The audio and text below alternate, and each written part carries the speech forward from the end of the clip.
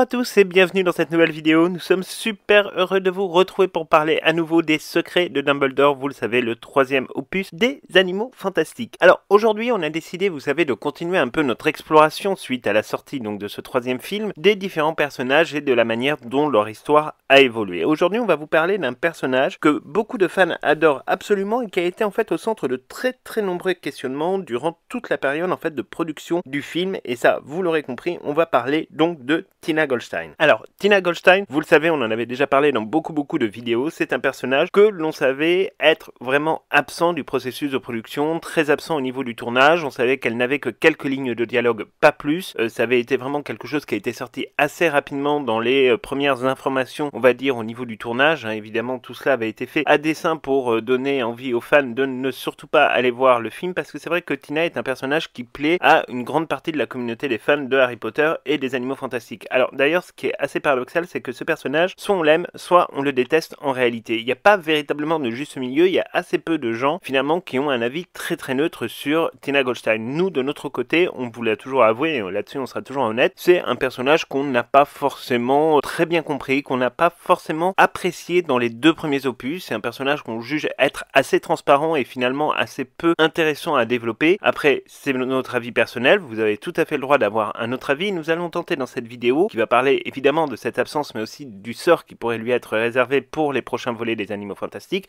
On va essayer de rester, évidemment, vous l'aurez compris, extrêmement juste, et on ne va pas, entre guillemets, rentrer dans notre logique, qui est que, effectivement, cette absence, finalement, n'est absolument pas préjudiciable au film, et d'ailleurs, on se rend bien compte qu'au final, elle ne l'est pas, mais on va essayer quand même de creuser un petit peu quel est ce personnage, vers où on peut aller, puisque, comme vous le savez, Tina Goldstein, même si elle est très absente des secrets de Dumbledore, arrive tout de même à la fin, et commence quand même à représenter un personnage qui pourrait effectivement avoir des développements dans une ou plusieurs suites. Alors, évidemment, on va d'abord retourner un petit peu dans le passé pour essayer de bien comprendre ce qui s'est passé autour de ce personnage qui est Tina Goldstein et de comprendre aussi pourquoi elle a été si absente au niveau donc de la production et du tournage des secrets de Dumbledore. Alors, il faut savoir que Tina Goldstein, c'est l'un des premiers personnages que nous découvrons dans le premier volet des Animaux Fantastiques. On la découvre alors qu'elle est une aurore un petit peu déchue au sein du Congrès magique des États-Unis d'Amérique, le célèbre MACUSA, et Tina Goldstein, c'est une aurore en fait qui se cherche. Elle se cherche parce qu'elle a été donc rétrogradée dans ses fonctions. Elle avait mis un petit peu trop de cœur à l'ouvrage pour protéger la veuve et l'orphelin, comme on dit. Hein. Vous savez qu'elle avait été sanctionnée puisqu'elle avait risqué, entre guillemets, d'exposer toute la société magique dans un conflit l'opposant à Mary-Lou Belbos, puisqu'elle considérait que Mary-Lou Belbos, et à juste titre, pratiquait de très mauvais traitements, notamment sur Croyance Belbos, mais aussi sur les autres enfants. Elle avait voulu agir pour lui donner une leçon, et tout cela avait évidemment créé un certain nombre de problématiques qui avaient été réglées par les obligators du MACUSA, mais tout ça avait évidemment fait beaucoup de remous en interne de cette institution du monde magique, et donc elle avait été rétrogradée et envoyée donc servir au service de régulation des permis de baguettes magiques. Donc autant vous dire que effectivement elle avait beaucoup perdu de sa superbe. Mais justement cette déchéance qui était celle de Tina Goldstein, son personnage ne l'acceptait pas véritablement, et quand elle se retrouve finalement à surveiller encore et toujours cette espèce de fondation philanthropique des nouveaux sorciers de Salem, eh ben on avait le sentiment effectivement qu'elle continuait à poursuivre finalement ce qui était son but dans la vie, c'est-à-dire combattre contre les forces du mal, et surtout elle sentait qu'il y avait quelque chose au sein de cette fondation philanthropique qui ne collait pas. Alors on ne sait pas exactement quel était son niveau de connaissance par rapport à la croyance, mais on peut dire au moins que effectivement elle a eu le nez creux. Alors évidemment on la retrouve donc face à la banque où arrive Norbert Dragono, on l'imagine, pour avoir de l'argent moldu, hein, ou tout du moins pour récupérer aussi et surtout son nifleur, hein, puisque l'argent moldu n'est peut-être pas forcément ce qu'elle recherchait en premier lieu, hein. On sait très bien que le nifleur Teddy s'était donc fait un petit peu la malle, et c'est à ce moment-là d'ailleurs qu'il rencontre Jacob Kowalski. On va dire que Tina Goldstein, là aussi une fois encore, elle a le nez creux, elle a tout de suite remarqué cet homme un peu bizarre, dont on sent bien que finalement il venait d'un environnement qui était quand même sensiblement proche du monde des sorciers, et donc elle va guetter, elle va voir effectivement la panique au sein de la banque causée par le nifleur, et quand Norbert Dragono va apparaître finalement en dehors de la banque avec Jacob Kowalski pour l'oublietter, elle va réussir en fait à l'intercepter, à le récupérer et donc à le conduire directement au MACUSA. Et c'est à partir de ce moment-là que la connexion se fait avec Norbert Dragono. Norbert Dragono, c'est un personnage qui n'est absolument pas dans le jugement. Il ne juge jamais, il ne prend parti pas à grand-chose, et donc nécessairement, quand il découvre finalement que le personnage de Tina Goldstein est un personnage un tant soit peu quand même, on va dire, mis de côté par les autorités du monde magique, pour lui c'est pas une difficulté particulière. Par contre, ce qui lui pose un petit peu plus de difficulté, c'est que, vous le savez, les deux valises donc ont été échangées entre celle de Jacob Kowalski et celle de Norbert Dragono. Et cette situation-là, elle est évidemment un petit peu compliquée à régler. Et forcément, Tina Goldstein, elle va se mettre tout de suite dans la tête et dans l'idée de régler cette situation potentiellement problématique. Et c'est comme ça, en fait, que de fil en aiguille, la relation entre Tina Goldstein et celle de Norbert Dragono, qui, d'un point de vue, on va dire, purement scénaristique, se situe d'abord de geôlier à prisonnier, puis ensuite va passer d'allié, et puis ensuite au stade d'amis. Cette narration, en fait, tout au long de l'histoire, elle va évoluer, elle va conduire jusqu'à cette scène sur le quai de New York, où effectivement on a quand même le sentiment que c'est un au revoir déchirant et qu'il y a quelque chose, entre guillemets, qui les unit, qui est assez fort, mais qu'ils n'osent évidemment pas se les avouer. En tout cas, Tina Goldstein est un petit peu plus claire. Norbert Dragono, du fait, entre guillemets, de sa pathologie, mais du fait également de sa manière d'être et finalement de son incapacité véritablement à comprendre les ressorts et les mécanismes de l'amour et de la manière dont ce dernier peut s'exprimer ou doit être exprimé, évidemment ne va pas trop répondre. Dans Les Crimes de Grindelwald, on sait que effectivement Tina Goldstein, c'est un personnage, même si elle a été réintégrée dans sa position d'aurore au sein du Makusa, c'est un personnage qui va demeurer quand même assez absent et qui va être en fait, on va dire, un peu en demi-teinte par rapport à ce qu'on avait vu dans le premier volet. Alors on sait que c'est un personnage qui a continué un petit peu sa vie, qui a commencé à se fiancer. Elle s'est fiancée par dépit parce qu'elle avait vu effectivement dans un magazine du monde des sorciers que Norbert Dragono était fiancé vraisemblablement à l'état Lestrange. Bon, on sait que tout ça finalement il y avait une concurrence qui s'était mise un petit peu en œuvre, et dans Les Crimes de Grindelwald, c'est vrai que Tina Goldstein, elle tient un rôle qui n'est franchement pas simple. Alors déjà, elle est dépêchée par le Makusa pour essayer de capturer Gellert Grindelwald. Elle se retrouve dans l'environnement du monde magique français, qui est un environnement qui est très particulier. Elle va évidemment mener sa propre enquête comme d'habitude, et sa propre enquête va la mener directement dans les bras, si on ose dire, de Youssouf Kama, qui va évidemment l'emprisonner, et c'est ensuite, vous le savez, Norbert Dragono qui va venir la sauver, et c'est à ce moment-là que le couple va se réunir. Mais c'est vrai que dans ce second volet, en fait, Tina Goldstein fait face à quelques petites problématiques. La première problématique, c'est qu'elle est littéralement écrasée par d'autres personnages féminins qui sont absolument, mais d'une puissance absolument incroyable. Alors, la première, évidemment, c'est surtout Leta Lestrange. Leta Lestrange, vous connaissez notre amour pour ce personnage, le fait que c'est un personnage absolument formidable, qu'on adore, qu'on a toujours adoré, et vraiment qui nous manquera, mais énormément dans la suite de la saga si des fois on ne la retrouvait pas, par exemple au cœur d'un ou deux flashbacks qui pourraient survenir. Mais voilà, c'est vrai que le jeu qui est celui de Zoé Kravitz, son interprétation du personnage de Leta Lestrange, même l'histoire en elle-même de Leta Lestrange, font en sorte finalement presque de nous faire oublier Tina Goldstein, qui à côté semble quand même relativement palote, il faut quand même bien le dire. Ensuite vous avez sa sœur Queenie Goldstein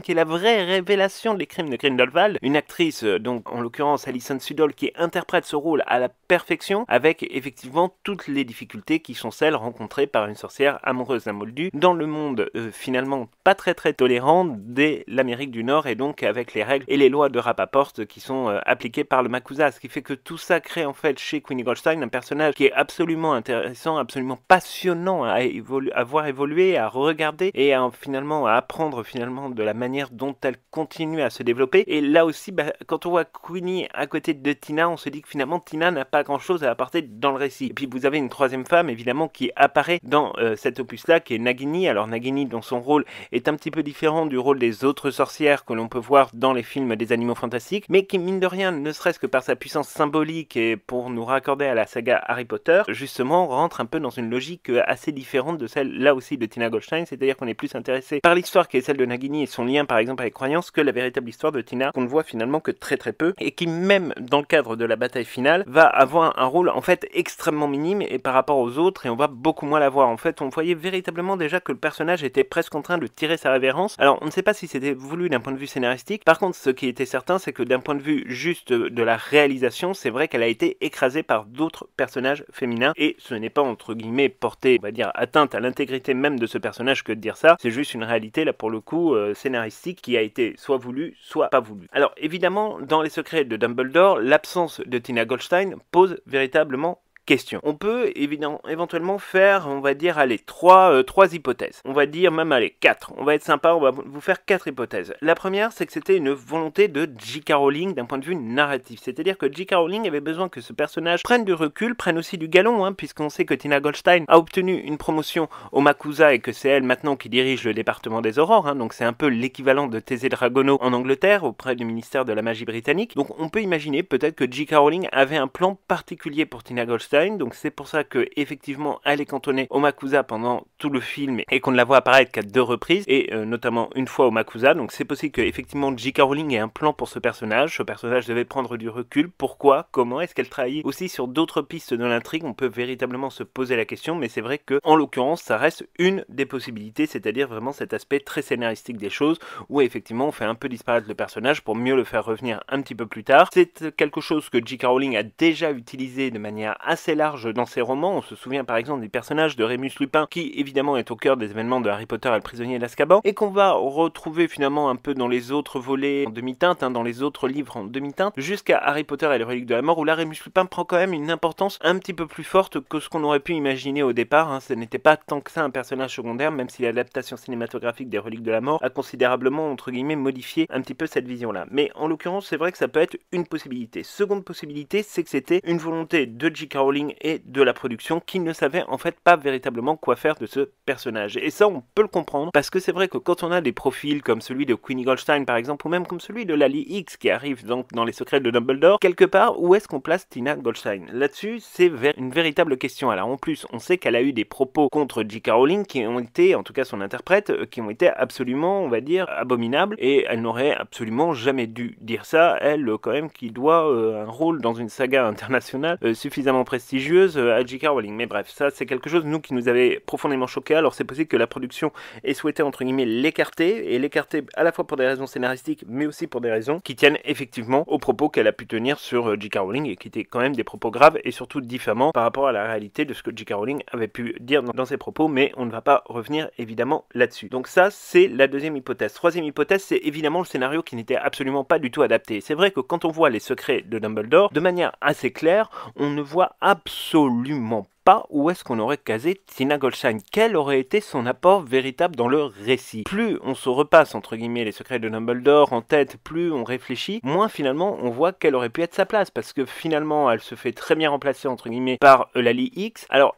on aurait pu avoir un arc narratif autour de Tina Goldstein, de Queenie Goldstein, etc. Mais bon, au final ça ne fonctionnait pas, et ça n'aurait pas eu la même dimension, on va dire, philosophique et sentimentale de l'arc entre Jacob et Queenie Goldstein, et puis l'arc entre Aurelius et Queenie Goldstein aussi, donc là aussi ça ne fonctionne pas. Quelle aurait été sa place finalement dans la première armée de Dumbledore? Là aussi, on n'a pas tellement de réponses, on n'a vraiment pas tellement de réponses, donc quelque part, finalement on est un peu dans une position où on se dit effectivement le scénario n'était pas du tout adapté pour sa présence, et on ne voit pas en fait ce qu'elle aurait pu véritablement apporter au film, en dehors de ce qu'on voit par exemple dans la scène effectivement de fin, où elle retrouve Norbert Dragono. Bon voilà, on sent que c'est une scène qui a été faite pour faire plaisir un petit peu aux fans, bon voilà, pour aussi lancer un petit peu les hostilités éventuellement autour d'une relation un peu étrange dans une espèce de triangle amoureux entre Bounty, Norbert et Tina Goldstein. Donc bon, on peut éventuellement se poser la question, c'est possible, mais là-dessus ça reste un véritable point d'interrogation. Mais le fait est que effectivement on ne pouvait absolument pas imaginer, quand on a vu les secrets de Dumbledore, la place de Tina Goldstein, elle était vraiment pas simple à trouver. Ça aurait été presque le personnage qu'on aurait mis là juste pour le mettre là, et ça n'avait finalement pas tellement de sens. Alors ensuite, évidemment, quatrième hypothèse, c'est l'hypothèse qui a été le plus avancée dans les rumeurs et dans les informations qui tournaient au niveau de son absence, c'était évidemment la situation relative au Covid-19, puisque vous le savez, l'interprète de Tina Goldstein, elle habite donc aux États-Unis, que les règles étaient difficiles, que c'était compliqué, que pour des raisons d'assurance, etc., etc. Donc on peut imaginer effectivement que cette production, qui a été très atteinte comme beaucoup d'autres par le Covid-19, on peut tout à fait imaginer que effectivement le personnage de Tina Goldstein, n'étant pas indispensable au scénario, finalement est resté quand même assez éloigné des plateaux de tournage. Donc ça reste, entre guillemets, une bonne excuse qui est tout à fait valable, il va sans dire, mais ça reste quand même une bonne excuse. Ensuite, on voulait vous parler évidemment des différentes mentions de Tina Goldstein dans les secrets de Dumbledore. Alors, faut savoir que la plupart du temps, Tina Goldstein, elle apparaît en fait, non pas en image, elle apparaît vraiment en photo dans la valise de Norbert. Là, on sent, elle apparaît à 2 ou 3 reprises dans le film. C'est des petits clins d'œil qui sont faits, c'est des petits clins d'œil qui sont efficaces pour nous montrer le lien que peut avoir Norbert Dragono avec Tina Goldstein, même s'il n'ose pas se l'avouer, même s'il n'ose pas, entre guillemets, le montrer. Enfin, on a quand même un petit peu cette logique-là, mais après, c'est vrai que que l'évocation même qui est celle de Tina Goldstein, elle est quand même assez rare. Alors elle arrive notamment par contre dans le Great Wizarding Express, donc vous savez c'est ce train qui relie donc la gare de King's Cross à la gare de Berlin, un train magique dans lequel on va retrouver la première armée de Dumbledore rejoint par la Ligue et Jacob Kowalski qui arrive grâce au système de porte au loin directement dans le train. Effectivement à ce moment-là, Jacob Kowalski va poser la question de Tina Goldstein et c'est la Ligue qui va nous donner en fait la première réponse donc dans cette première partie du film, comme quoi elle est absente parce que effectivement elle est retenue par ailleurs et elle a eu une promotion au sein du Makusa, mais Lalix dit aussi mais je la connais très bien, c'est une très grande sorcière, etc. Donc c'est comme si c'était une manière de dire vous inquiétez pas, vous la retrouverez plus tard, il n'y a pas de catastrophe, mais voilà, pour l'instant c'est comme ça que ça devait se passer et on verra plus tard comment on fera les choses et si on les fait autrement. Donc ça c'était quelque chose qui était entre guillemets relativement intéressant à découvrir, donc c'était une évocation qui était plutôt maligne. Ensuite on a la première image de Queenie Goldstein qui arrive en fait au moment de la cérémonie du Quillin. Donc là nos héros de la première armée de Dumbledore sont au bouton et on a en fait des visions des différents ministères de la magie. Alors on voit le ministère des affaires magiques de la France, on voit le ministère britannique de la magie, mais on voit aussi le Makusa et c'est donc dans cette espèce de petite scénette qui dure quelques secondes où on voit effectivement apparaître le personnage de Tina Goldstein pour la première fois, mais c'est vraiment une vision qui est très succincte. Il va falloir attendre donc la toute fin du film pour voir effectivement Tina Goldstein arriver donc clairement physiquement sur le plateau et effectivement faire face à Norbert Dragono, ensuite évidemment à d'autres de ses amis.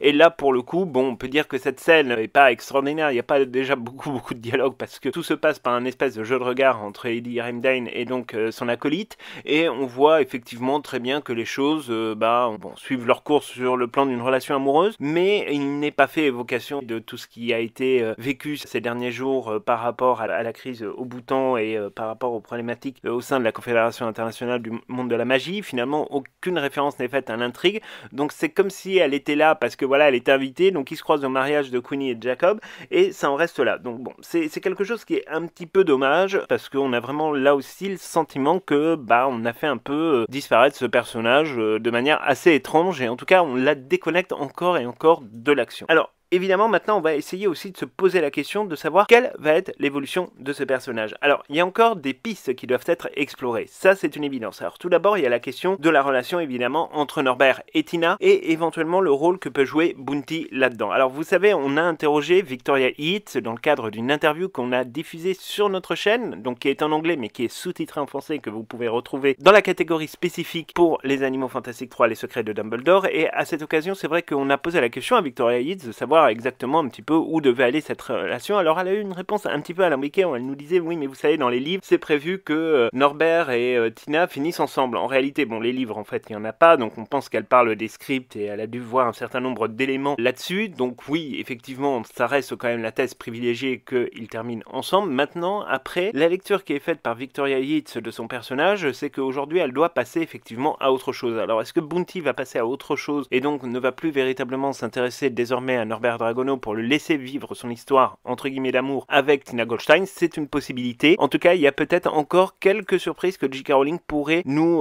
révéler dans les Animaux Fantastiques 4 et 5. On peut imaginer tout un tas d'hypothèses, tout un tas de scénarios autour, effectivement, pourquoi pas d'un triangle amoureux. Enfin, ça reste une véritable possibilité.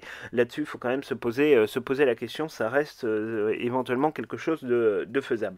Alors ensuite, la question que nous, on se pose, c'est de savoir si ce personnage va connaître une évolution dans les prochains films ou va connaître en fait tout simplement une radiation. Alors là vous vous dites bon Dieu mais qu'est-ce qu'ils sont violents dans leurs vidéos, mais non en fait si vous voulez on arrive à un point qui est assez intéressant qui est la question en fait de savoir, et on vous en reparlera dans une prochaine vidéo, à quoi va pouvoir ressembler le futur des Animaux Fantastiques. Vous le savez, il y aura un saut de temporalité qui sera obligatoire entre le 3e, le 4e et le 5e volet pour arriver jusqu'en 1945, c'est-à-dire au duel qui opposera Albus et Gellert Grindelwald.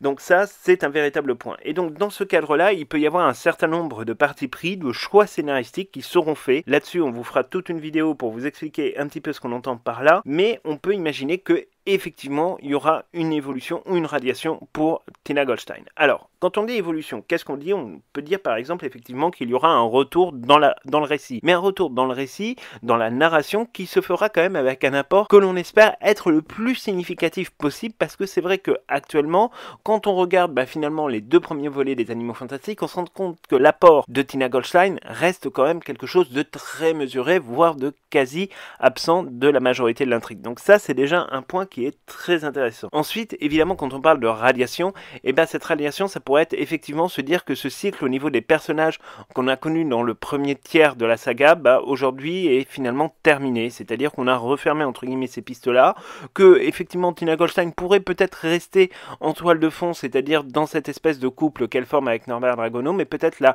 changer entre guillemets de destination, changer ce personnage véritablement entre guillemets de fonction pour en faire la compagne d'eux, plutôt que d'en faire effectivement une héroïne à part entière dans le récit. Ça peut être aussi une évolution. Alors on peut imaginer effectivement que si radiation il y a, on pourrait aussi ne plus en entendre parler, ou uniquement par allusion, ça reste éventuellement une possibilité aussi. Là-dessus évidemment il va falloir regarder tout ça, mais on vous en reparlera de toute façon dans une nouvelle vidéo. Ça, là-dessus, vous pouvez compter sur nous, elle va même arriver très très rapidement. Bref, donc voilà grosso modo ce qu'on pouvait vous dire sur l'absence de ce personnage de Tina Goldstein, que beaucoup de fans ont regretté, peut-être à raison. Nous, c'était pas exactement ce qu'on pensait, parce que c'est vrai que c'est pas un personnage auquel on est spécifiquement attaché. Maintenant, il faut voir peut-être que ce personnage aura véritablement des choses à nous apporter, aura des choses à nous démontrer dans les prochains volets. Nous, c'est tout ce qu'on attend. On attend véritablement, et on l'a déjà dit dans plusieurs vidéos, que ce personnage finalement s'ouvre un petit peu plus, que ce personnage finalement soit un peu plus libre dans sa manière d'être, dans sa manière finalement d'agir, dans sa manière aussi de concevoir son implication dans cette guerre des sorciers. Vraiment, il y a des choses à faire autour de ce personnage. Ça reste encore possible, il reste 2 volets, donc on peut imaginer qu'il y a encore des idées à développer. Maintenant, évidemment, il faudra voir de quoi il en retourne dans les prochains temps, dans les prochaines semaines et les prochaines années, pour voir un petit peu ce que J.K. Rowling et la Warner Bros ont décidé de faire de ce personnage. Donc, c'est tout pour cette vidéo. On espère qu'elle vous aura plu. On vous attend dans les commentaires pour recueillir vous aussi votre avis sur le personnage de Tina Goldstein. Est-ce que vous trouvez que son absence était préjudiciable au secret de Dumbledore ou non? Dites-nous pourquoi. Nous, ça nous intéresse de pouvoir en débattre ensemble. On essaie de répondre vraiment à tous les commentaires. Parfois, on a un petit peu de retard parce que c'est vrai que vous êtes très très nombreux à commenter notre chaîne, mais on essaie quand même toujours, entre guillemets, de se tenir un petit peu au courant de tout ce que vous nous dites. Donc, on se retrouve très bientôt pour de nouvelles aventures dans le monde magique, et d'ici là, évidemment, n'oubliez pas de regarder toutes nos anciennes vidéos si des fois vous en auriez loupé.